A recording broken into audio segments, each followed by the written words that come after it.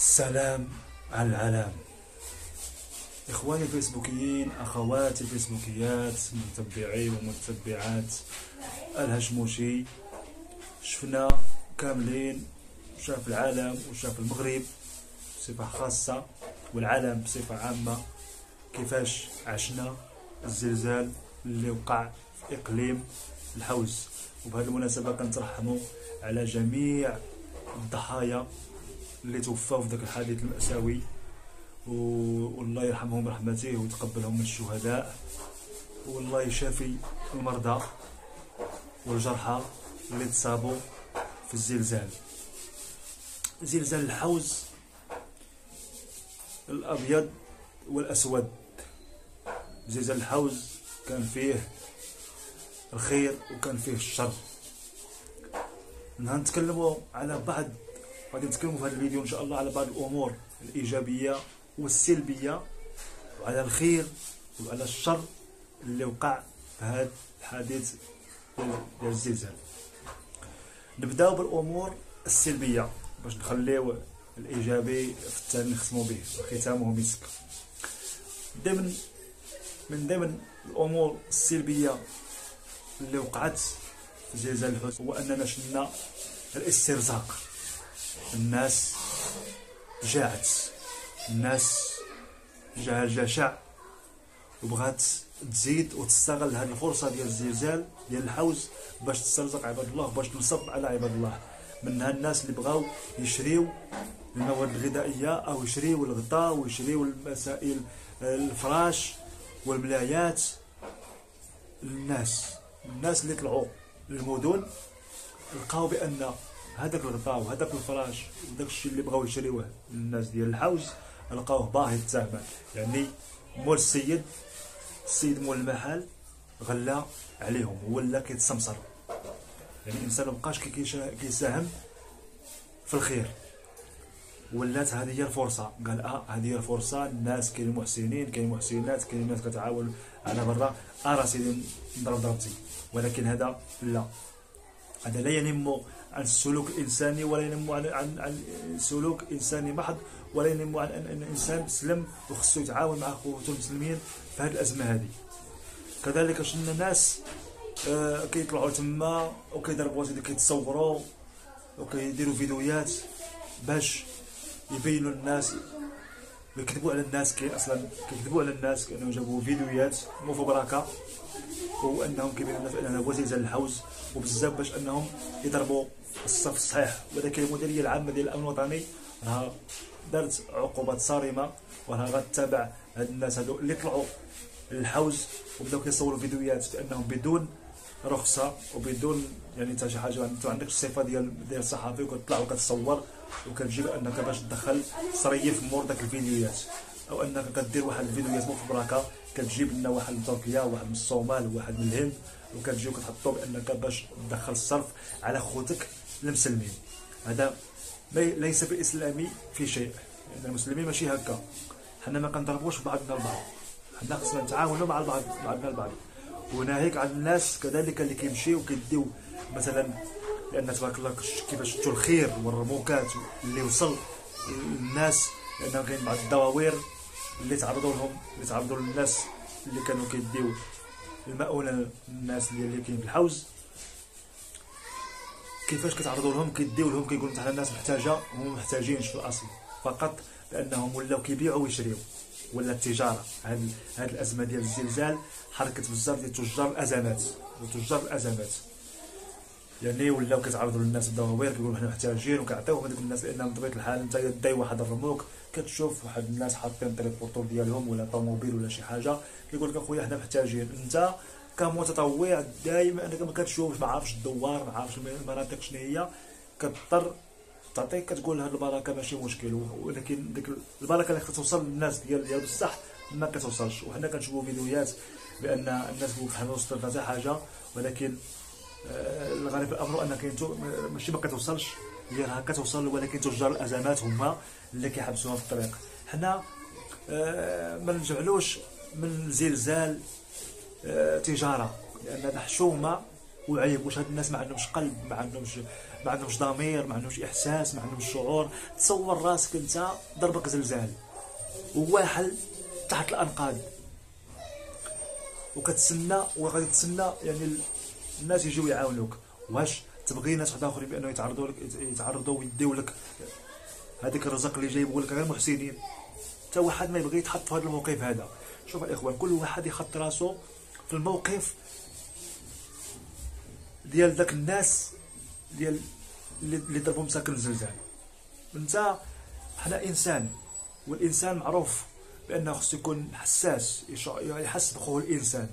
ما نكونوش كنبيعوا ونشريو في بعضنا، لان كاينين شي ناس بانوا حقيقتهم في هذه الازمه صراحه، لانهم استرزقوا وداو يعني على خوتهم المسلمين، وبانهم منعوا عليهم المؤونه ومنعوا عليهم الرزق. وهذا الشيء لا ما يمكنناش نسبوه للانسانيه، ما يمكنلكش نسب هذا الشيء نسبوه للانسانيه، لانك انت تسترزق فوق المسلم عيب وحشومه. لان حتى راسك انت في هذا الموقف، اي واحد، اي مغربي، اي مواطن مغربي، اي مواطن مسلم اللي كيقول انا مسلم يحط راسو في موقف دوك الناس اللي تصابوا في الازمه. واش غير يبغي بانها يسترزقوا ويبيعوا فيه ويشريوا؟ حشومه وعيب وعار. يعني اتقوا الله في انفسكم واتقوا الله في ذوك الناس، وبان راكم مازالين في الدنيا، واللي مازال في الدنيا اللي خرج من الدنيا ما خرج مع قايبها. ربما غدا تصيبك شي ازمه، غتضرب غير قصيده في الطريق وما تلقاش حتى اللي عيط لك لابيرانس، انت كتموت وكتقول غير الناس يعتقوني وما تلقى حتى واحد يعتقك. وبالتالي خص الناس تراجع شويه نفسها، ويكون عندها ضمير انساني اللي واحساس تحس به الاخر، تحس بالاخر. هذه بعض الامور السلبيه اللي وقعت في الزلزال. انا نشوف الامور الايجابيه الحمد لله اللي هي كانت كثيره كثيره كثيره بزاف، بان شلنا الحمد لله التضامن ديال الشعب المغربي برمته، شباب وشابات، نساء، رجال، امن، وعلى راسهم الملك محمد السادس رحمه الله، اللي قام بالواجب ديالو على احسن وجه، بانه قدم المساعدات وقدم وعطى الدم ديالو في هاد الناس هادو في سبيل هاد الناس. ويعني وشلنا يعني التضامن والتكافل الاجتماعي لدى الاطياف ديال الشعب كامله، كل شيء، كل المدن، سواء كان داك الانسان، سواء كانت مدينه فقيره او غنيه، رغم الغلاء ورغم الظروف القاسيه اللي كيعيشها المغرب. بينت في الازمه بان المغرب والناس بانهم احرار، وبانه الناس يعني الشعب واحد متكاتف متضامن كيعاون خوه المسلم.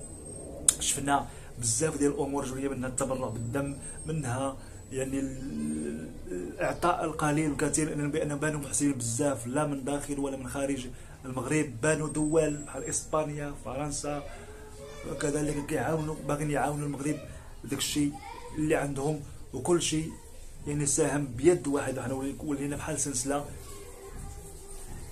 وشي شاد شيء، وكل شيء باغي يعاون، لا الصغير ولا الكبير. شلنا مواقف انسانيه بزاف اللي عندنا بطبيعه الحال تثلج الصدر.